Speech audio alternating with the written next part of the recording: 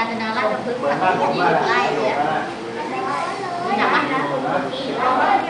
การจนาราชพฤกษ์13 ไร่เขาถามการจนาราชพฤกษ์20 ไร่กับเป็นท่านที่เดี๋ยวหนูให้เขาคุยป่าเองแต่ว่าเคยเห็นบ้านผมแล้วใช่ไหมนั่นแหละทางบ้านผมทางบ้านขวัญติดกัน เดี๋ยวพี่พูดก่อนพี่ยังไม่เคยทำอาชีพในหน้าแต่ว่าถ้าได้ตังค์พี่ได้จากใครได้จากหนูได้จากมือได้จากมือใช่ไหม